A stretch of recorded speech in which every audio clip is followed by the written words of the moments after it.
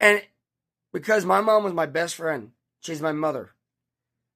I told her, I love you no matter what happens. And I always ask her if something happened to you in an accident.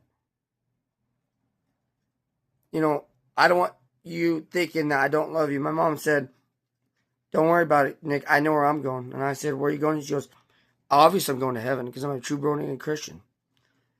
Well, 4 hours later, we went to Butte, Montana, got gas. 10 miles up the road, that's when it happened.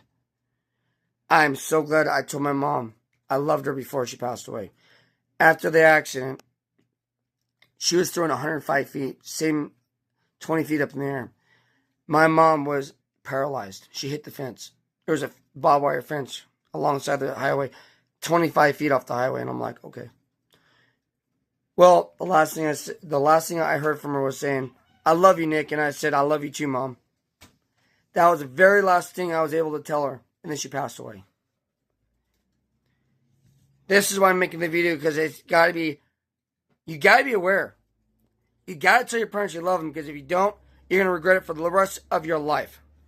And that phone call will never come back. And for the rest of your life, you'll be saying, I wish I could have got that phone call from my mom just one last time saying, I love you. Seeing her in person one last time saying, I love you. Because you know what, kids out there, I was the same way when I was 18. I disrespected my mom so many times because I was a stupid teenager that did not realize what the hell I was doing because I thought I knew it all. Your parents know most everything you do. And when you are not a failure, but when you screw up multiple times, your parents are saying, please correct your attitude. Please correct what you're doing because it's affecting us. Do you really think your parents want to see their child in a car wreck? Do you really think that your parents want to see you dead alongside of a highway? Thinking they could have prevented that from happening?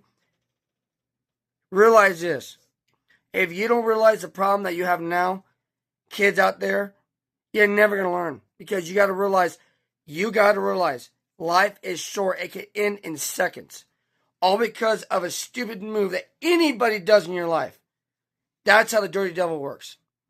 And how do I know? Because I've seen death. I've witnessed death. I touched death. Multiple times. I am a living proof of a miracle from the Jesus Christ follower above of God. I am a miracle. That's how I know that God is real. Because if God wasn't real, would I be here?